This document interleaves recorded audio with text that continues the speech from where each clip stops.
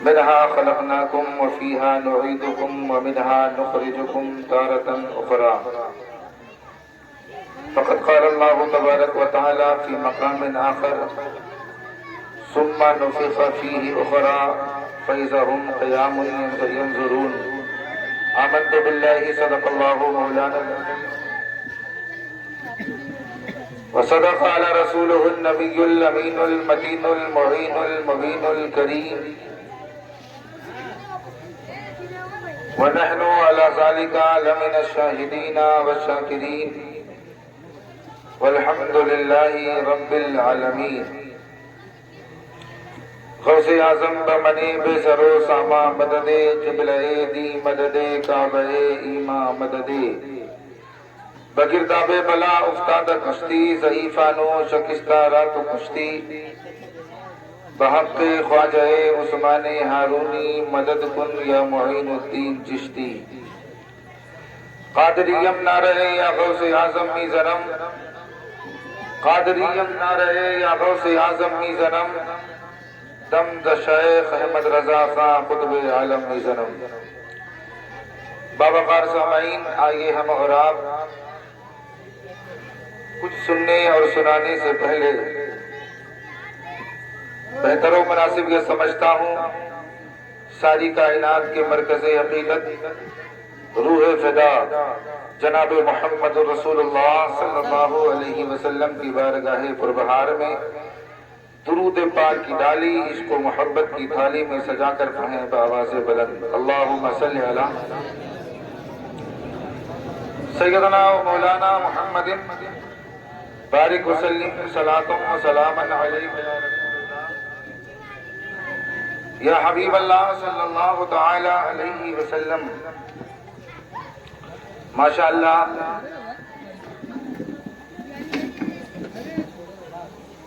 چوتھا سالہ 12 روزہ جشن عید میلاد النبی صلی اللہ تعالی علیہ وسلم کا یہ تیسرا پروگرام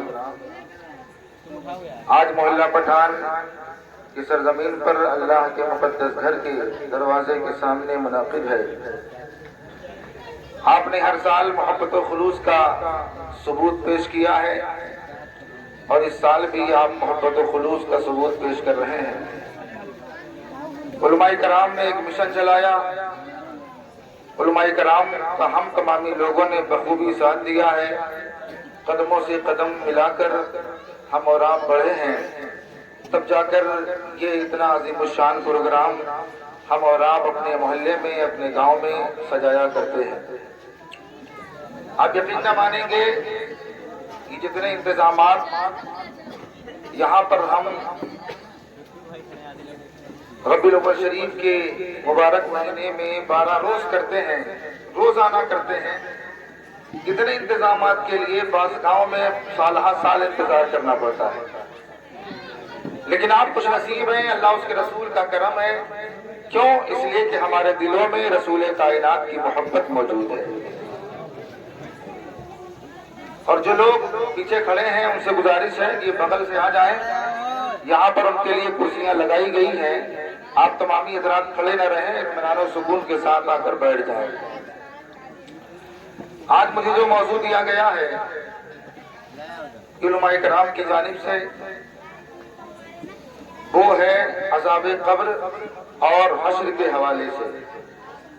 انشاءاللہ الرحمن میں اپنی علم اور جانکاری کے اعتبار سے آپ تمامی حضرات کے سامنے موضوع کے تحت بات رکھنے کی کوشش کروں گا. اور میں اہل اسٹیج سے دعا گو ہوں کہ یہ ہمارے علماء کرام ہم سے سینئر ہیں، ہم سے اچھے ہیں، ہم سے بہتر ہیں، ہر حساب سے وہ ہماری پشت پناہی کرتے رہیں اور ہمیں دعاؤں سے بھی نوازتے رہیں، تاکہ میں جو بھی چاہتا ہوں بولنا آپ تمامی حضرات کے گوش گزار کر سکوں. اب اسی کے تحت میں شعر پیش کرتا ہوں، اپنی بات کا آغاز کرتا ہوں اور دیکھنا چاہتا ہوں کہ آپ کس طریقے سے سننا چاہتے ہیں. لیکن آگے سے لے کے پیچھے تک، دائیں سے لے کے بائیں تک جتنے بھی سامعین حاضر ہیں، موجود ہیں، سارے لوگ اپنی حاضری کا ثبوت پیش کریں اور دونوں ہاتھوں کو اٹھا کے کہیں یا رسول اللہ. سارے لوگ پیچھے والے حضرات بھی کہیں یا رسول اللہ. اب شعر سنیں کہ لحد میں روشنی کے واسطے سامان لایا ہوں. پورا مجمع کہہ دے سبحان اللہ.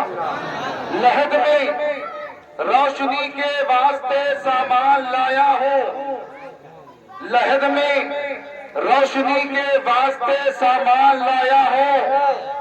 میں اپنے دل کے اندر آیت قرآن لایا ہوں. لحد میں روشنی کے واسطے سامان لایا ہوں. میں اپنے دل کے اندر آیت قرآن لایا ہوں. اور خدا پوچھے گا محشر میں کہ کیا لایا ہے دنیا سے. یقیناً آپ عاشقان مصطفیٰ ہیں. اس شعر کو سن کر اگر آپ تڑپ نہ جائیں تو بیکار ہے آپ محفل پاک میں آپ کا بیٹھنا. اس لیے کہ آپ کے دل میں محبت رسول ہے. محبت رسول نہ ہوتی تو آپ اپنے گھروں کو چھوڑ کر نہ آتے. محبت رسول نہ ہوتی تو آپ اس مجمع میں آ کر نہ بیٹھے ہوتے. محبت رسول نہ ہوتی تو یہ محفل یہ پروگرام جو عالی شان ہم سجاتے ہیں ہم سجاتے نہ ہوتے. محبت رسول ہے اسی لیے بیٹھے ہیں. شاعر کہتا ہے کہ خدا پوچھے گا محشر میں کہ کیا لایا ہے دنیا سے. خدا پوچھے گا محشر میں کہ کیا لایا ہے دنیا سے تو کہہ دوں گا تیرے محبوب پر ایمان لایا ہوں. تو کہہ دوں گا تیرے محبوب پر ایمان لایا ہوں. تو کہہ دوں گا تیرے محبوب پر ایمان لایا ہوں. حضرات محترم یہ پروگرام آج محلہ پٹھان کی سرزمین پر منعقد ہے. یہاں کے نوجوان لوگوں نے بڑے ہی محنت و مشقت کے ساتھ اس محفل پاک کو سجایا ہے. جس میں تمامی حضرات موجود ہیں جنہوں نے اس محفل پاک کو سجایا ہے. نام لینا کوئی ضروری نہیں ہے. دل سے کام کیا جائے اور یہی دل اللہ اور اس کے رسول کی بارگاہ میں جھکایا جائے اور کہا جائے مولا میں جو بھی کر رہا ہوں اپنے محلے والوں کو راضی کرنے کے لیے نہیں بلکہ مولا تجھے راضی کرنے کے لیے کر رہا ہوں. رسول کائنات کو راضی کرنے کے لیے کر رہا ہوں. جو بھی کام کیا جائے اللہ اس کے رسول کی رضا کے لیے کیا جائے. انشاءاللہ وہ کام اللہ اس کے رسول کی بارگاہ میں قبول ہوا کرتا ہے. اللہ تعالیٰ ان تمام لوگوں کو سعادتوں سے برکتوں سے مالا مال فرمائے. اور جن لوگوں نے بھی اس محفل پاک کو سجانے میں دام دل میں قدم سخن حصہ لیا ہے پروردگار عالم سبوں کی حاضری کو قبول فرمائے. سبوں کے نیک اور جائز تمناؤں کو پوری فرمائے. حضرات یہ مسجد ہے اللہ کا مقدس گھر ہے.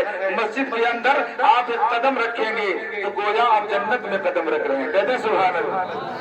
مسجد کے اندر قدم رکھنا گویا آپ جنت میں قدم رکھ رہے ہیں. اور اگر کوئی جنت کے اندر جنت کے درخت کو ہلائے اور اس جنت کے درخت سے درخت کا پھل گرے اور پھول گرے تو سمجھداری کیا ہے کہ جنت کے گرے ہوئے پھل اور پھول کو اٹھا لینا چاہیے یا نہیں اٹھانا چاہیے.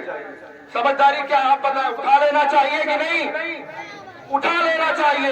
اس لیے کہ جنت کا وہ درخت ہے جنت کے وہ پھل ہیں جنت کے وہ پھول ہیں. سمجھداری تو اسی میں ہے کہ اس کو اٹھا لینا چاہیے. بالکل اسی طریقے سے آج آپ کے گاؤں میں اللہ کے مقدس گھر کے سامنے محفل رسول منعقد ہے.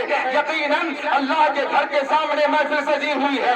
آقا فرماتے ہیں جہاں بھی اللہ اس کے رسول کی محفل سج جاتی ہے میرے آقا فرماتے ہیں اب وہ کسی کا دروازہ نہیں بلکہ جنت کی کیاریوں میں سے کیاری بن جایا کرتی ہے. جنت کی کیاریوں میں سے کیاری ہو جایا کرتی ہے. بالکل اسی طریقے سے کہ جنت کے پھل اور پھول ہمیں اٹھانا چاہیے. اسی طریقے سے ان علماء کرام کو دیکھیں یہ جنت کے پھول ہیں یہ جنت ہے جنت کا باغیچہ ہے. یہ علماء کرام جنت کے درخت ہیں. یہ نعت رسول پڑھتے ہیں علماء کرام واضح بیانات کرتے ہیں. ان کی زبانیں مبارکہ سے جو کلمات نکلتے ہیں وہ جنت کے پھول کے مانند ہے. اگر جنت کے پھول کو اٹھانا ضروری ہے تو ضروری یہ بھی ہے کہ جنت کی کیاری میں آ کر جو باتیں بتائی جائے پھول کے مانند اسے اٹھا لینا چاہیے اور اپنے کمرے میں لے کر اپنے گھروں کو جانا چاہیے اور گھر میں جا کر عمل کرنا چاہیے تاکہ ہماری دنیا بھی سبرے آخرت بھی سبرتی ہے. سمجھدار لوگ ہوں گے وہ یہاں کے جو نکلے ہوئے پھول ہیں اسے اٹھا کر دامن میں لے جائیں گے. ابھی آپ کی مرضی ہے آپ لے جانا چاہتے ہیں یا اسے گرانا چاہتے ہیں. اللہ تعالیٰ قرآن مقدس میں ارشاد فرماتا ہے منہا خلقناکم وفیہا نعیدکم ومنہا نخرجکم تارۃ اخری۔ میرا موضوع ہے عذاب قبر اور حشر کے حوالے سے، میدان محشر میں کیا ہوگا اور قبر کی منزل میں کیا ہوگا۔ انشاءاللہ الرحمن اسی پر میری گفتگو ہوگی اور اس کے بعد وقت پر انشاءاللہ ختم بھی ہوگی۔ اللہ فرماتا ہے منہا خلقناکم وفیہا نعیدکم ومنہا نخرجکم تارۃ اخری۔ بہت ہی مشہور اور معروف آیت مبارکہ ہے، یہ دعا بھی ہے جب ہم کسی جانے والے کو دفن کرنے کے لیے جاتے ہیں، اپنے ہاتھوں میں مٹی لیتے ہیں تو منہا خلقناکم وفیہا نعیدکم ومنہا نخرجکم پڑھ کر 3 مرتبہ ہم قبر میں مٹی ڈالتے ہیں۔ اس کا ترجمہ کیا ہے؟ اللہ فرماتا ہے ہم نے تمہیں مٹی سے پیدا کیا اور ہم تمہیں اسی مٹی میں ملائیں گے اور ایک دن روز قیامت ہم تمہیں اسی مٹی سے دوبارہ زندہ کریں گے۔ حضرات یہ دنیا ہے، دنیا میں ہم عیش و عشرت کی زندگی گزارتے ہیں، لیکن میرے آقا فرماتے ہیں کہ دنیا سے جانے کے بعد قبر ہمارے لیے جنت کی کیاری میں سے کیاری بھی ہے اور جہنم کے گڈھوں میں سے گڈھا بھی ہے۔ قبر کے حوالے سے بیان میرے آقا فرماتے ہیں کہ قبر جنت کی کیاری میں سے ایک کیاری بھی ہے اور جہنم کے گڈھوں میں سے ایک گڈھا بھی ہے۔ اب اگر آپ جو چاہتے ہیں وہ کریں، اگر چاہیں جنت کی کیاری بن جائے ہماری قبر، جنت کا بسترا لگ جائے ہمارے قبر میں، اگر ہم چاہتے ہیں ہماری قبر ہمارے لیے بہتر ہو تو یقیناً آپ کو عمل کرنے کی ضرورت ہے، اور اگر آپ چاہیں جہنم کے گڈھوں میں سے ایک گڈھا بنے، میرے آقا فرماتے ہیں قبر ہمارے لیے دونوں ہے۔ اگر ہم اچھے عمل کریں گے تو جنت کی کیاری میں سے کیاری بنے گی، اور اگر ہم برا عمل کریں گے تو جہنم کے گڈھوں میں سے وہ قبر ہماری گڈھا بنتی نظر آئے گا۔ ہم جو چاہیں وہ کریں۔ آؤ میں آپ کو بتاؤں، آقا کریم صلی اللہ علیہ وسلم کا ارشاد عالی شان ہے۔ میرے آقا ارشاد فرماتے ہیں جب کسی مومن بندے کے انتقال ہونے کا وقت ہوتا ہے، جب اس کی روح اس کے جسم سے نکلنے کا وقت ہوتا ہے، میرے آقا فرماتے ہیں اس وقت کچھ خوبصورت فرشتے اس کے قریب آتے ہیں جن کے چہرے سورج کی طرح چمک رہے ہوتے ہیں، جن کا بدن خوشبودار ہوتا ہے اور ان کے ہاتھوں میں ایک لباس ہوتا ہے، ایک کفن نما لباس ہوتا ہے تو جنتی لباس ہوتا ہے۔ میرے آقا فرماتے ہیں فرشتے اس خوشبودار لباس کو لے کر آتے ہیں اور آنے کے بعد اس جانے والے یعنی جس کی روح قبض ہونے والی ہوتی ہے اس کے نگاہ اس کے سامنے وہ فرشتے بیٹھ جاتے ہیں۔ میرے آقا فرماتے ہیں جب اس مومن بندے کی روح نکلتی ہے تو یہ مقدس فرشتے جو اس کے نگاہوں کے سامنے بیٹھے ہوتے ہیں وہ اس کی روحوں کو لیتے ہیں، اور میرے آقا فرماتے ہیں جب اس کی روح نکلتی ہے تو آسمان اور زمین اور اس کے درمیان جتنی چیزیں ہیں اور آسمان پر جتنے فرشتے ہیں، سارے فرشتے ساری چیزیں اس مومن بندے کے لیے رحمت و مغفرت کی دعائیں کرتی رہتی ہیں، رحمت و مغفرت کی دعائیں کرتی ہیں۔ اور یہی نہیں، میرے آقا فرماتے ہیں کہ جب اس کی روح نکلتی ہے تو آسمان میں جتنے بھی دروازے ہیں سارے دروازے خوش ہوتے ہیں، یہ سن کر خوش ہوتے ہیں اور یہ سوچ کر خوش ہوتے ہیں کہ آج ایک مومن کی روح کو میرے دروازے سے گزارا جائے گا، سارے لوگ خوشی کا اظہار کرتے ہیں۔ میرے آقا فرماتے ہیں جب اس کی روح کو آسمان پر پہنچایا جاتا ہے، رب کائنات کی بارگاہ میں پیش کیا جاتا ہے، یہ فرشتے اللہ کی بارگاہ میں عرض کرتے ہیں اے حکم الحاکمین، اے خدا بندے قدوس، اے مولا کائنات، آج میں تیرے مومن بندے کی روح کو لے کر آیا ہوں۔ پروردگار عالم ارشاد فرماتا ہے اے میرے فرشتوں، میرے مومن بندے کو میری رحمتوں برکت، میری کرامتیں، میری رحمتوں کا مشاہدہ کرا دو اور اسے جہاں سے لائے ہو وہیں پر بھیج دو۔ اس لیے اللہ فرماتا ہے میں نے اس سے وعدہ کر رکھا ہے منہا خلقناکم وفیہا نعیدکم ومنہا نخرجکم تارۃ اخری۔ اللہ فرماتا ہے میں نے اس سے وعدہ کیا ہے جہاں سے لائے ہو چھوڑ کر آؤ، میں نے اسی مٹی سے پیدا کیا ہے اور ہم اسے اسی مٹی میں ملا دیں گے اور ایک دن اسے اسی مٹی سے زندہ کیا جائے گا۔ اور میرے آقا فرماتے ہیں کہ جب کوئی کسی کافر کی روح جب نکلنے کا وقت ہوتا ہے، میرے آقا فرماتے ہیں اس کے پاس اللہ کی جانب سے ایک سخت گیر فرشتہ آتا ہے، جو رحم کرنے والا نہیں ہوتا اس کے نگاہ کے سامنے بیٹھ جاتا ہے. جب اس کی روح پرواز ہوتی ہے تو زمین و آسمان اور اس کے درمیان اور آسمان پر جتنے فرشتے ہیں سارے فرشتے اس پر لعنت و ملامت کرتے ہیں اور آسمان کے سبھی دروازے بند کر لیے جاتے ہیں اور وہ نفرت کرتے ہیں اس بات سے کہ اس کافر کی روح کو میرے دروازے سے گزارا جائے. بلا آخر آقا فرماتے ہیں اس کافر کی روح کو لیا جاتا ہے. رب کائنات کی بارگاہ میں یہ فرشتے عرض کرتے ہیں اے پروردگار عالم اے مالک و مولا اس بندے کی روح کو قبض کر کے لایا گیا ہے جسے زمین و آسمان نے قبول نہیں کیا ہے, تمام لوگوں نے قبول نہیں کیا ہے. اللہ کا فرمان ہوتا ہے اے میرے فرشتوں ایسا کرو اس میرے بندے کو جاؤ میرے عذاب اور یہ جو میری سزا کے وہ مقامات ہیں اس کا مشاہدہ کراؤ اور اسے زمین کی طرف روانہ کرو, اس لیے کہ میں نے اس سے وعدہ کیا ہے منہا خلقناکم وفیہا نعیدکم ومنہا نخرجکم تارۃ اخری. میرے آقا فرماتے ہیں جب مومن کا جنازہ ہوگا مومن کی روح ہوگی, میرے آقا فرماتے ہیں جب اس کو قبر کی منزل میں پھر سے لایا جائے گا قبر کی منزل میں رکھا جائے گا, میرے آقا فرماتے ہیں وہ مومن شخص جس سے سوال و جواب ہوں گے اگر وہ سوالوں کے جواب دے لیا کرتا ہے سوالوں کے جواب دے لیتا ہے تو میرے آقا فرماتے ہیں ایک آواز آتی ہے اے لوگوں میرے بندے نے سچ کہا ہے میرے بندے نے حق کہا ہے, ایسا کرو میرے بندے کے لیے جنت کا بچھونا بچھاؤ, میرے بندے کو جنت کا لباس پہناؤ اور میرے بندے کے قبر میں جنتی دروازہ کھول دو تاکہ میرا بندہ اس قبر کی منزل میں آرام و سکون کے ساتھ سو سکے. اور میرے آقا فرماتے ہیں جب کسی کافر کا جنازہ ہوتا ہے قبر میں جاتا ہے تو وہ سوالوں کے جواب نہیں دے پاتا. میں مختصر میں پیش کر رہا ہوں اس لیے کہ ساری باتیں آپ نے سنی ہیں. میں چاہتا ہوں وہ باتیں آپ تمامی حضرات کے سامنے پیش کی جائیں جو جس کی ضرورت آپ تمامی حضرات کو ہے. میرے آقا فرماتے ہیں کہ وہ جواب نہیں دے پائے گا, آواز آئے گی اے میرے فرشتوں اس کے قبر میں جہنم کے دروازے کھول دیے جائیں, جہنم کا بچھونا بچھا دیا جائے, جہنم کا لباس پہنا دیا جائے.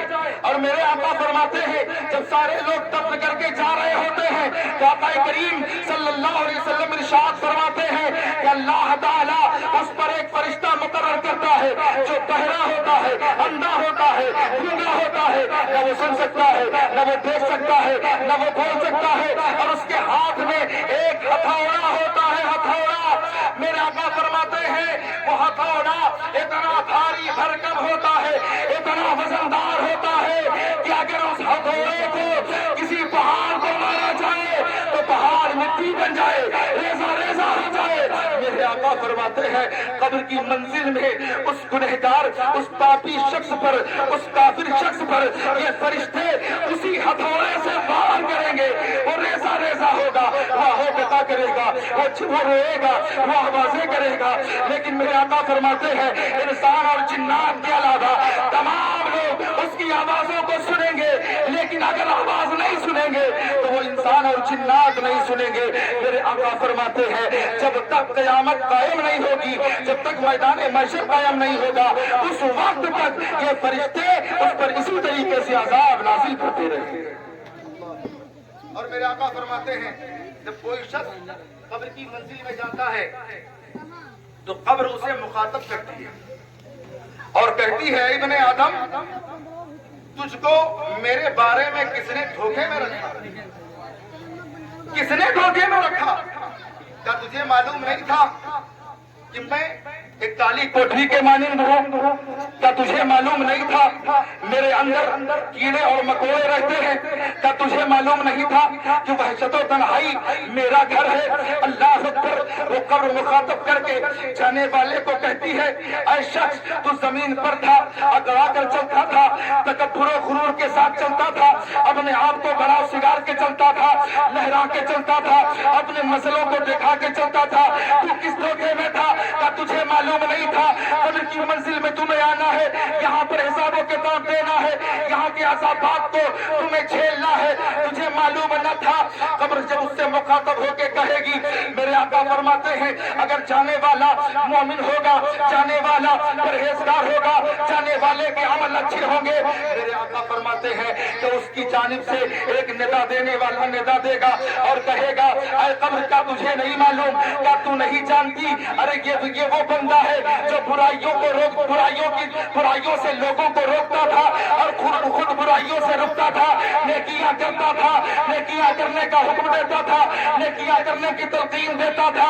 اے قبر یہ تو نیک بندہ ہے، جب کوئی ندا دینے والا ندا دے گا تو قبر اس کے جواب میں کہے گی، اے آنے والے مجھے معلوم نہ تھا، ارے اگر یہ نیک بندہ ہے تو میں اس کے لیے سبزار بن جاتی ہوں۔ سبحان اللہ کہہ دے سبحان اللہ، میں اس کے لیے سبزار بن جاتی ہوں، اس کا جسم نور کا بن جائے گا اور وہ بڑے ہی اطمینان و سکون کے ساتھ اللہ کی جانب عروج کرے گا۔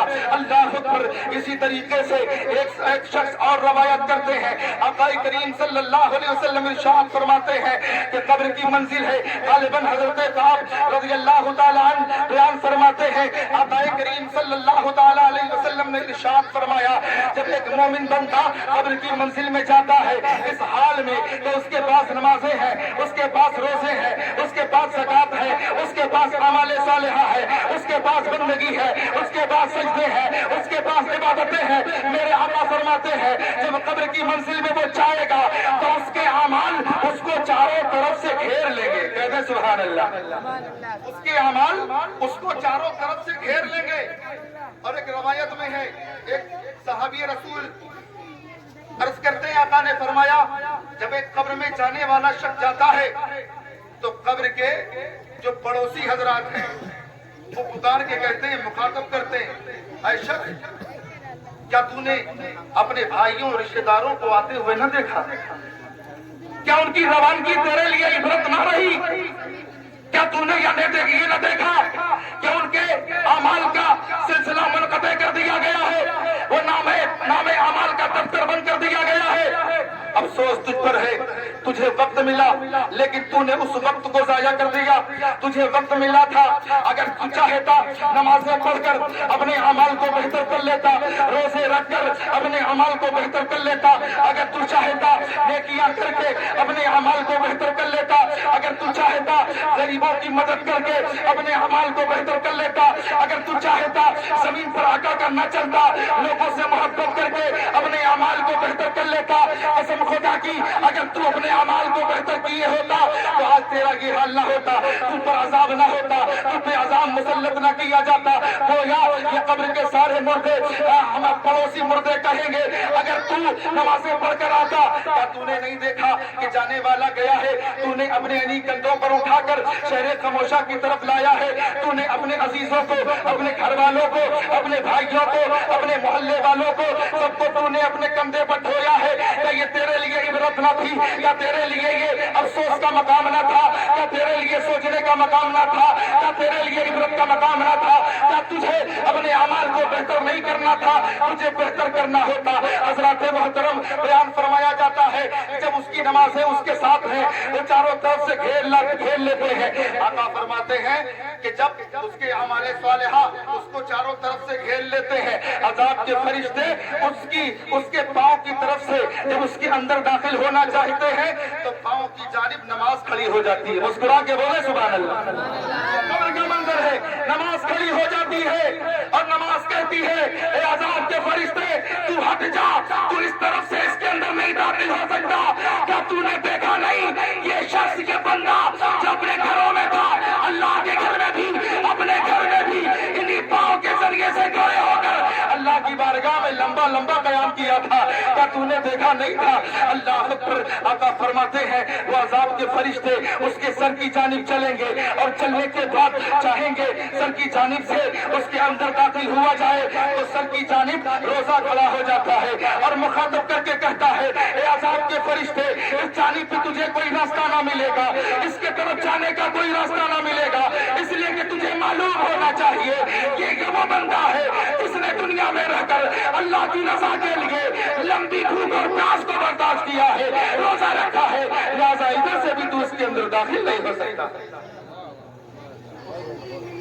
اس کے اندر داخل نہیں ہو سکتا۔ میرے آقا فرماتے ہیں کہ اس کے بعد وہ عذاب کے فرشتے ہاتھ کی جانب سے آئیں گے، ہاتھ کی جانب سے آنے کے بعد جب چاہیں گے ہاتھ کی جانب سے اس کے اندر داخل ہوا جائے تو صدقات و خیرات جو اس نے کیے ہوں گے وہ آگے کھڑے ہو جائیں گے اور کہیں گے اے عذاب کے فرشتے تو اس کے اندر داخل نہیں ہو سکتا، ادھر سے نہیں جا سکتا، اس لیے کہ تمہیں معلوم ہونا چاہیے اس نے انہی ہاتھوں سے اللہ کے راہ میں خیرات کیا تھا، اللہ کے راہ میں صدقات کیا تھا، اللہ کے راہ میں غریبوں کی مدد کی تھی۔ اے عذاب کے فرشتے ادھر سے بھی تو داخل نہیں ہو سکتا۔ میرے آقا فرماتے ہیں جب ادھر سے بھی راستہ نہ ملے گا تو فرشتے کہیں گے مبارک ہو مبارک ہو، تو دنیا میں بھی بہتر تھا اور تو آخرت میں بہتر ہوگا، قبر کی منزل میں بھی بہتر ہوگا، تیری دنیا بھی بہتر تھی اور تیری قبر کی منزل بھی بہتر ہوتی نظر آئے۔ تو لہذا آپ سے گزارش ہے کہ آپ تمامی حضرات کے پاس ابھی وقت ہے، یہ 12 روزہ پروگرام کرنے کا مقصد کیا ہے کہ آپ جو باتیں جو بتائی جائیں آپ اس کو سنیں، اس کان سے سن کر اس کان سے نکالنا دیں، بلکہ اسے اپنی زندگی کے عمل میں لائیں، آپ عمل کریں تاکہ آپ کی دنیا سنور جائے، اور جب دنیا سنورے گی تو انشاءاللہ قبر کی منزل بھی آسان ہوگی، اور جب قبر کی منزل آسان ہوگی تو امید ہے کہ انشاءاللہ آپ کے اعمال کی بنیاد پر، آپ کی محبت رسول کی بنیاد پر انشاءاللہ الرحمن کل عالم آخرت بھی ہماری بہتر ہوتی نظر آئے۔ آپ سے گزارش ہے آپ عمل کریں۔ میرے آقا فرماتے ہیں جو کافر ہوگا گنہگار ہوگا جب قبر کی منزل میں جائے گا، میرے آقا فرماتے ہیں کہ اللہ تبارک و تعالی اس کے قبر میں 99 سانپوں کو مسلط کرے گا۔ کتنے؟ 99 سانپوں کو منتخب کرے گا، اور میرے آقا فرماتے ہیں ان سانپوں کے سر 9 سر ہوں گے۔ کتنے سر ہوں گے؟ 9 سر ہوں گے۔ میرے آقا فرماتے ہیں کہ وہ سانپ اسی 9 سروں کے ذریعے سے 90 سانپ کے 9 سر انہی سروں کے ذریعے سے جانے والے مردے کو ڈسیں گے، ایک دن 2 دن 1 مہینہ 2 مہینہ نہیں۔ میرے آقا فرماتے ہیں کہ جب تک میدان محشر قائم نہیں ہوگا مردے اپنے اپنے قبروں سے حشر کے میدان میں چلیں گے نہیں، اس وقت تک یہ عذاب ان پر مسلط رہے گا اور یہ سانپ ان کو ڈستے اور کھاتے رہیں گے۔ ضرورت ہے ہمیں کہ ہم اپنے اعمال کو بہتر بنائیں، اپنے اعمال کو نیکیوں سے باوزن کریں، اپنے اعمال میں سجدے اکٹھا کریں، اپنے اعمال میں نیکیاں اکٹھا کریں۔ لیکن ایک بات اور بھی ہے، اگر نمازیں آپ کو پڑھنی ہے، نمازوں کا انبار اکٹھا کرنا ہے، سجدوں کا انبار اکٹھا کرنا ہے، روزے کے اعتبار سے ہمیں نیکیاں لینی ہے، تو ان قسم خدا کی وہ نیکیاں اللہ کی بارگاہ میں تبھی قبول ہوگی جو سجدے نبی کی محبت میں ادا کیے جائیں گے، جو سجدے نبی کے پیار میں ادا کیے جائیں گے، جو نیکیاں نبی کا عشق لے کر کیا جائے گا، انشاءاللہ وہی عمل اللہ کی بارگاہ میں قبول ہوتے نظر آئے گا۔ یہ میدان محشر میں جانے سے پہلے قیامت میں جانے سے پہلے قبر کے حالات، مختصر حالات میں نے آپ کے سامنے پیش کیے۔ حشر کے حوالے سے کچھ بات آپ تمامی حضرات کے روبرو کروں۔ اللہ تبارک و تعالی ارشاد فرماتا ہے ثم نفخ فیہ اخری فاذا هم قیام ینظرون۔ میرے آقا فرماتے ہیں کہ جب اللہ تبارک و تعالی فرماتا ہے کہ جب دوبارہ سور کو پھونکا جائے گا، جب دوبارہ سور کو پھونکا جائے گا جس کے ذریعے سے تمامی مردے اپنی اپنی قبروں سے نکلیں گے، اور نکلنے کے بعد جب کھڑے ہوں گے اپنے قبر پیروں پر تو وہ حیرت زدہ نگاہوں سے اپنے نکلنے اور اپنے پیروں پر کھڑے ہونے کو دیکھتے ہوں گے کہ میں تو مر گیا تھا، میں دوبارہ کیسے زندہ ہو گیا۔ اپنے پاؤں پر کھڑے ہونے کو وہ حیران نظروں سے دیکھتے رہیں گے۔ میرے آقا فرماتے ہیں کہ سور 2 مرتبہ پھونکا جائے گا۔ پہلی مرتبہ جب سور پھونکا جائے گا تو ساری دنیا ختم، اور جب دوبارہ سور پھونکا جائے گا تو ساری دنیا پھر سے زندہ، ساری کائنات زندہ۔ لیکن فرق ہے پہلی کی زندگی اور اس زندگی میں فرق ہے۔ پہلی مرتبہ سور جب پھونکا جائے گا فرماتے ہیں کہ اللہ نے جب مجھے مبعوث فرمایا اسی وقت اللہ تبارک و تعالیٰ نے سور پھونکنے والے فرشتے کو بھی حکم دے دیا. اللہ کے رسول فرماتے ہیں کہ حضرت اسرافیل علیہ السلام اسی وقت سے لے کر اب تک یعنی قیامت قائم ہونے تک اس سور پر اپنے منہ کو رکھے ہوئے اور انتظار میں ہے کہ اللہ تبارک و تعالیٰ کا حکم کب آئے میں سور کو پھونکوں.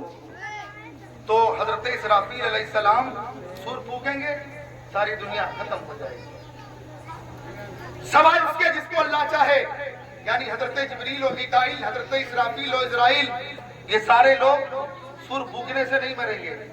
جب سارے لوگ ختم ہو جائیں گے تو اللہ تبارک و تعالی حضرت جبرائیل و میکائیل اور اسرائیل کو حکم دے گا کہ تمہیں بھی موت آ جائے, تم بھی مر جاؤ. اس کے بعد حضرت اسرافیل بچیں گے, اللہ کا حکم ہوگا اے اسرافیل تم بھی ختم ہو جاؤ. یعنی سارے لوگ ختم ہو جائیں گے, اسرافیل بھی ختم, حضرت جبرائیل بھی ختم, حضرت اسرائیل بھی ختم, یہاں تک کہ وہ سور بھی ختم کر دیا جائے گا. جس سور کو حضرت اسرافیل پھونکیں گے کتابوں میں لکھا ہے جب قیامت قائم ہو جائے گی حضرت اسرافیل سور پھونک دیں گے تو اس وقت سے لے کر قیامت قائم ہونے تک یعنی حشر کے میدان تک, اس وقت تک یعنی جب سور پھونکا جائے گا اور حشر کے میدان جانے تک کتابوں میں لکھا ہے کہ سارے لوگ عالم برزخ میں 40 برس تک رہیں گے. 40 برس تک یا اللہ جب تک چاہے گا رکھے گا, اللہ کی مرضی پر, اس لیے کوئی نہ رہے گا.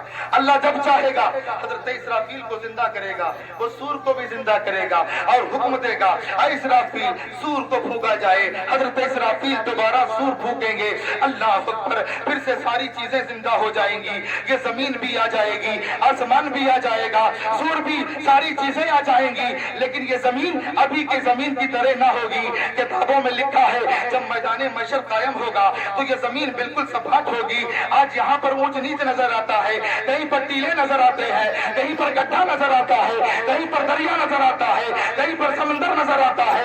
لیکن جب قیامت قائم ہوگی, جب میدان محشر لگے گا, محشر کا میدان قائم ہوگا, اسی زمین پر ہوگا. لیکن یہ زمین اس زمین کی طرح نہ ہوگی بلکہ وہ زمین بالکل ہموار ہوگی, بالکل سپاٹ ہوگی, ایک طرح ہوگی, ایک طرح سے زمین ہوگی. کوئی ٹیلا نہیں ہوگا, نہ کہیں پر اونچا ہوگا, نہ کہیں پر نیچا ہوگا. وہیں پر سارے لوگوں کو اپنی اپنی قبروں سے نکلنا ہوگا. اللہ اکبر, سارے مردے اپنی اپنی قبروں سے نکل رہے ہوں گے. لیکن ایک بات کی طرف میں آپ کے ذہن کو لے جانا چاہتا ہوں, جب سور پھونکا جائے گا تو اس سور کو پھونکنے کے بعد سب سے پہلے اپنی قبر سے کون نکلے گا؟ سارے لوگ اپنی اپنی قبروں سے نکلیں گے. سب سے پہلے کون نکلے گا؟ کیا اول البشر حضرت آدم علیہ السلام, کیا حضرت شیس علیہ السلام, کیا حضرت نوح علیہ السلام, کیا حضرت موسیٰ علیہ السلام, کیا حضرت ابراہیم علیہ السلام, کیا حضرت اسماعیل علیہ السلام, کیا حضرت عیسیٰ علیہ السلام؟ کون نکلے گا؟ کون سب سے پہلے نکلے گا؟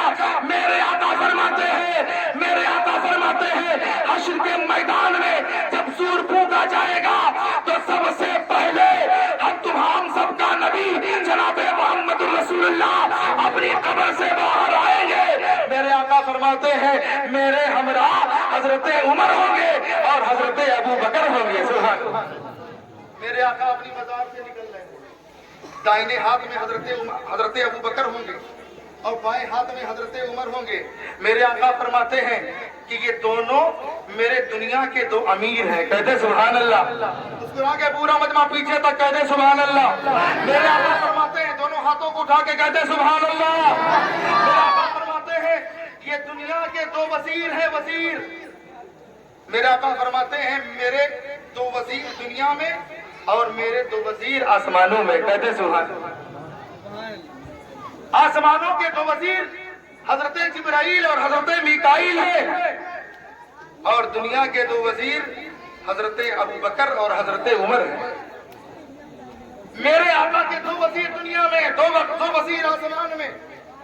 اب آپ اندازہ لگائیں اس یو پی میں جس کی حکومت ہے, جو مکھ منتری ہے, اس کا وزیر یو پی کے اندر ہے تو پنجاب کا وزیر نہیں کہا جائے گا. کہا جائے گا अगर यूपी का है तो यूपी का कहा जाएगा, पंजाब का है तो पंजाब का कहा जाएगा, गुजरात का है तो गुजरात का कहा जाएगा, जहां के मुख्यमंत्री का जो वजीर है वही का कहा जाएगा। अगर पंजाब का कोई वजीर आ जाए तो वो पंजाब का वजीर यूपी के अंदर कहा जाएगा, यूपी का नहीं माना जाएगा। इसी तरीके से हिंदुस्तान का जो हाकिम है उसका वजीर अगर है तो उसी हिंदुस्तान का होगा, इंग्लैंड का नहीं होगा, अमेरिका का नहीं होगा, अफगानिस्तान का नहीं होगा, पाकिस्तान का नहीं होगा, तुर्किस्तान का नहीं होगा। इसी तरीके से अमेरिका का वजीर हिंदुस्तान का नहीं हो सकता है। हजरात, जो जहां का हाकिम होता है उसका वजीर वही का हुआ करता है, जिसकी जहां हुकूमत हुआ करती है उसका वजीर वही का हुआ करता है। अंदाजा लगाए हम सबके आका की जात पर मेरे आका ने फरमाया, मेरे को वजीर दुनिया में, मेरे को वजीर आसमानों में, तो पता चला मेरे आका की बादशाहत दुनिया में भी है और मेरे आका की बादशाहत आसमानों पर भी है। मेरे आका की बादशाहत दुनिया में भी और मेरे आका की बादशाहत आसमानों में भी है। मेरे आका फरमाते हैं, ये मेरे साथ हजरत उमर, अबू बकर, उमर होंगे, दाहिने और बाएं हाथ में निकलेंगे और बिला आखिर तमाम लोग अपने अपने कब्रों से निकलेंगे। अल्लाह अकबर। वो जमीन होगी, तब रही होगी, भीग रही होगी। किसी किताब में लिखा है वो तांबे की जैसी जमीन होगी, वो तपती हुई जमीन होगी, सूरज सवाने से पर होगा। गर्मी का ये आलम होगा कि सारे लोग हैरान परेशान होंगे, सारे लोग बिलबिला रहे होंगे, सारे लोग आहो बेखा कर रहे होंगे, तमाम लोग अपने अपने पसीनों से शराबोर होंगे। मेरे आका फरमाते हैं महशर के मैदान की गर्मी का ये आलम होगा कि लोगों के इतने पसीने होंगे कि सारे लोग अपने अपने पसीनों में डूबे होंगे। किसी का पसीना किसी की पुंडली तक होगा, किसी का उसके घुटने तक होगा, किसी का उसके कमर तक होगा, किसी का उसके सीने तक होगा। मेरे आका फरमाते हैं किसी का उसके मुंह तक होगा। ऐसा मालूम हो रहा होगा कि वो पसीना उसके मुंह में लगाम दिए हुए है। और मेरे आका फरमाते हैं कोई ऐसा होगा जो कि उसी पसीने में डूब रहा होगा। ये मैदान महशर का आलम होगा, नफ्सी नफ्सी का आलम होगा। अल्लाह अकबर। आप सोच रहे हैं कि मैदान महशर में हमें किसी चीज का जवाब नहीं देना होगा, आप जर्रे जर्रे का हिसाब मैदान महशर में होगा। आप दुनिया में जो कर रहे हैं, जर्रा भर नेकी कर रहे हैं, वो भी आपके निगाहों के सामने होगा। बुराइयां कर रहे हैं वो भी आपके निगाह के सामने होगा। दुनिया में आप बुराइयां करके भूल गए, नेकियां करके भूल गए, लेकिन मैदान महशर में वो सारा का सारा रुपया आपके हाथों में दिया जाएगा। ऐ शख्स देख ले, तूने दुनिया में रह करके बुरा काम किया था, तूने ये काम किया था। कसम खुदा की मैदान महशर में जब हम उसको उन तमाम चीजों को देखेंगे तो उस वक्त हमें अफसोस होगा। हम ये सोच रहे होंगे काश दुनिया में होता तो बुराइयां न कर रहा होता, दुनिया में था लोगों की गीबतें न करता, दुनिया में था लोगों से लड़ाई झगड़े न करता, दुनिया में था लोगों की बुराइयां न करता, दुनिया में था अच्छे अच्छे काम करता, ताकि ये नामे अमाल के दफ्तर जो मेरे हाथों में दिए गए हैं ये हमारे लिए शर न होता बल्कि हमारे लिए बेहतर होता नजर आता। हमें उस वक्त सोचना होगा सारे लोग अपने अपने पसीने में डूबे हुए होंगे, बिलाखिर बहुत हौलनाक मंजर होगा। मेरे आका फरमाते हैं कि महशर के मैदान में अगर हम जानवर रखते हैं, जानवर हम गाय भैंस या ऊंट किसी की भी परवरिश करते हैं, मेरे आका फरमाते हैं अगर किसी ने जानवर के हक को अदा ना किया होगा, जानवर का हक मैं इसलिए बता रहा हूँ जब जानवर के हक का लिहाज अल्लाह उसके रसूल फरमा रहे हैं तो इंसान का मामला, इंसान तो अशरफुल मखलूकात है। ए बेटा बैठ जाओ। लो, मेरा का फरमाते हैं कि अगर ऊंट किसी ने पाला है उसका हक अदा नहीं किया तो मैदान महशर में वो ऊंट लाया जाएगा और उसके मालिक को बुलाया जाएगा और उसको जमीन पर लिटा दिया जाएगा। उस ऊंट को हुक्म होगा, ऐ ऊंट इसने तेरे हक को अदा नहीं किया है, ऐसा कर तू इसी के ऊपर चल करके इसके रोब उसको रौंद डाल। इसी तरीके से जो भी जानवर जिसने पाला होगा उसे बुलाया जाएगा और आपके सरों पर उन सवारियों को, उन जानवरों को रौंदाया जाएगा। अल्लाह अकबर। इसी तरीके से अगर किसी ने किसी के हक को गजब किया होगा मैदान महशर में उसका हिसाब देना होगा।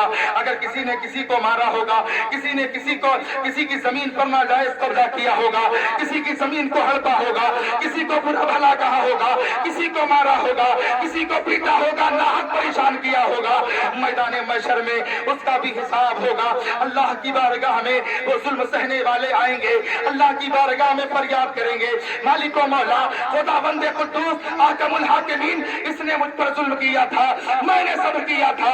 خدا کی قسم میدان محشر میں اللہ تعالیٰ ان حق ان ناحق لوگوں کو جنہوں نے صبر کیا ہوگا, اللہ کی بارگاہ میں میدان محشر میں ان کو ان کا بدلہ دیا جائے گا, اور وہ بدلہ اس صورت میں دیا جائے گا. اللہ فرشتوں کو حکم دے گا کہ جس نے کس پر ظلم کیا ہے, ظلم کرنے والے کے نیکیوں کو نکالو اور سہنے والے کے نام اعمال میں داخل کر دو. یہ میدان محشر ہے میرے بھائی, بہت خطرناک موقع ہوگا وہ جہاں ہمیں اور آپ سب کو جانا ہے. میدان محشر میں ہر ذرے ذرے کا حساب لیا جا رہا ہوگا. میدان محشر میں لوگ پریشان ہوں گے, حیران ہوں گے, لوگ پریشانی کے عالم میں ہوں گے. اب لوگ یہ سوچ رہے ہوں گے یہ اس پریشانی سے تو اچھا ہے کہ اللہ تعالیٰ ہم سب کا حساب لے لیتا, تاکہ جو جزا کا حقدار تھا وہ جزا کے منزل پر جائے, جو سزا کا حقدار ہے وہ سزا کے منزل پر جائے. اس لیے سارے لوگ آپس میں مشورہ کریں گے اب کیا کیا جائے, کیسے کیا جائے. تمام لوگ مشورہ یہ کریں گے ایسا کرو اللہ کی بارگاہ میں فریاد کیا جائے, اے میرے مولا ہم سب کا حساب لیا جائے, ہم سب کا حساب لیا جائے. لیکن کہے تو کون کہے, کسی کے اندر ہمت نہ ہوگی کہ اللہ کی بارگاہ میں کوئی لب کشائی کرے. کوئی بولے, کوئی بول نہ پائے گا, چاہے وہ سنی ہو یا وہابی ہو, چاہے اپنا ہو یا غیر ہو, چاہے ہندو ہو یا مسلمان ہو, کوئی بھی بولنے کی جرات نہ کرے گا. فیصلہ یہ ہوگا کہ چلو کسی نبی کی بارگاہ میں چلے. مسکرا کے بولے سبحان اللہ. کسی نبی کی بارگاہ میں چلے.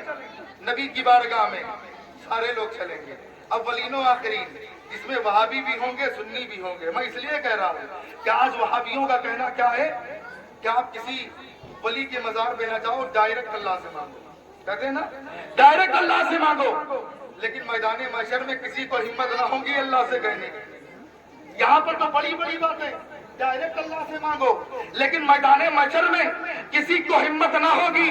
لیکن عاشقان مصطفیٰ, غلامان مصطفیٰ, یہ سنی صحیح العقیدہ خوش ہو جائے گا, خوشی نے مچل جائے گا. ارے دنیا میں تھا تو ہمیں خواجہ کی بارگاہ میں جانے کا موقع ملا, دنیا میں تھا عبداللطیف شاہ کی بارگاہ میں جانے کا موقع ملا, دنیا میں تھا وارث پاک کی بارگاہ میں جانے کا موقع ملا, ان ولیوں کی بارگاہ میں جانے کا موقع ملا اور دعا کرنے کا موقع ملا. مولا مولا مولا ان وسیم ولیوں کے صدقے میں ہماری گناہوں کو معاف فرما دے.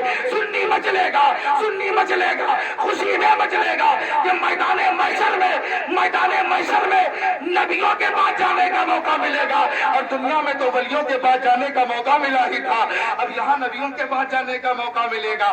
وہ بھی جائے گا جو یہاں پہ ڈائریکٹ مانگتا ہے, وہ بھی جائے گا جو یہاں پر کہتا ہے ولیوں کی بارگاہ میں جانا منع ہے, جانا شرک ہے, بدعت ہے, وہ بھی جائے گا. جائیں گے, سنی بھی جائے گا, وہابی بھی جائے گا, لیکن فرق ہے دونوں کے جانے میں. وہابی جائے گا تو مجبوراً جائے گا, سنی جائے گا تو مسرور ہو کر کے جائے گا. سنی مسرور ہو کے جائے گا. سارے لوگ چلیں گے. کہاں چلیں گے؟ حضرت آدم کی بارگاہ. حضرت آدم کی بارگاہ میں چلیں گے. حضرت آدم نے کہا میں اس کے لیے نہیں ہوں. تمام نبیوں کی بارگاہ میں چلے, میں اس کے لیے نہیں ہوں. حضرت عیسیٰ کی بارگاہ میں پہنچیں گے, آپ ہماری مدد کیجئے, اللہ کی بارگاہ میں فریاد کیجئے, ہماری مغفرت کیجئے. تمام لوگوں کے پاس جائیں گے. حضرت عیسیٰ بھی کہیں گے نہیں نہیں میں بھی اس کے لیے نہیں ہوں. تمام لوگ رونے لگیں گے, آنکھوں میں آنسو آ جائیں گے. لوگ کہیں گے اے حضرت عیسیٰ علیہ السلام, اے حضرت عیسیٰ علیہ السلام, آپ تو بتا دیں کہ کس کے پاس جائے. حضرت عیسیٰ علیہ السلام کہیں گے اذهبوا الى محمد, اذهبوا الى محمد. مسکرا کے بولے سبحان اللہ. اذهبوا الى محمد, محمد صلی اللہ علیہ وسلم کی جانب چلے جاؤ. تمام لوگ نبی کی بارگاہ میں جائیں گے, وہابی بھی جائے گا, سنی بھی جائیں گے, سارے لوگ جائیں گے. لیکن سنی تو مسرور ہوگا اور مسرور ہو کے کہے گا اے میرے آقا, اے میرے آقا, ہم آپ کی بارگاہ میں آئے ہیں, ہم آپ کی بارگاہ میں آئے ہیں. اے میرے آقا ہماری شفاعت کیجئے, ہماری شفاعت کیجئے. میرے آقا فرمائیں گے اے میرے امت کے لوگوں, میں اسی لیے ہوں, انا لہا, اللہ نے مجھے اسی لیے منتخب کر رکھا ہے. آؤ آؤ, میں اسی لیے ہوں, میں تم سب کی شفاعت رب کی بارگاہ میں کروں گا. سب لوگ نبی کی بارگاہ میں پہنچیں گے. نبی اللہ کی بارگاہ میں سجدہ کریں گے. آخری جملہ, نبی اللہ کی بارگاہ میں سجدہ کریں گے اور سجدہ کریں گے. اللہ فرمائے گا اے میرے محمد, اے میرے حبیب, اپنے سر کو اٹھاؤ, جو کہو تمہاری بات کو پوری کی جائے گی. سبحان اللہ. جو کہو تمہاری بات تو پوری کی جائے گی. حضرات, دنیا میں سر جھکانے کا حکم تھا, لیکن میدان محشر میں نبی سر جھکا رہے ہیں تو اللہ فرما رہا ہے اے میرے محبوب سر کو اٹھا لو. دنیا میں جھکانا تھا, میدان محشر میں جھکایا گیا تو اللہ فرما رہا ہے اے میرے محبوب سر کو اٹھاؤ. اس میں حکمت کیا ہے؟ حکمت کیا ہے؟ میں حکمت بتانا چاہتا ہوں. دنیا میں جھکانے کا حکم دیا گیا, میدان محشر میں اٹھانے کا حکم دیا جا رہا ہے. اس لیے دنیا میں جھکایا گیا کہ دنیا میں شان ابدیت دکھانا تھا, اور اس لیے جھکایا گیا. میدان محشر میں اٹھایا اس لیے جا رہا ہے عظمت محبوبیت دکھانا ہے. اس لیے شاعر نے کہا تھا فقط اتنا سبب ہے انعقاد وزن محشر کا کہ ان کی شان محبوبی دکھائی جانے والی, کہ ان کی شان محبوبی دکھائی جانے والی ہے. وقت میرا ہو چکا ہے, مزید اب میں بات نہیں کروں گا اس لیے کہ وقت زیادہ ہو جائے گا اور جو وعدہ ہم لوگوں نے کیا تھا اس کے برعکس کام ہو جائے گا. اس لیے میں چند جملوں کے ساتھ اپنی گفتگو کو ختم کرتا ہوں اور اللہ کی بارگاہ میں دعا کرتا ہوں پروردگار عالم مجھ سے بولنے میں کہنے میں اگر کوئی عمدن یا سہون جان کر یا بھول کر خطائیں ہو گئی ہو, پروردگار عالم اپنی رحیمی کریمی کے صدقے معاف فرما. استغفر اللہ ربی من کل ذنب واتوب الیہ وآخر دعوانا ان الحمدللہ رب العالمین. السلام علیکم. ادب کے ساتھ کھڑے ہو جائیں اور بارگاہ نبی میں سلام کریں.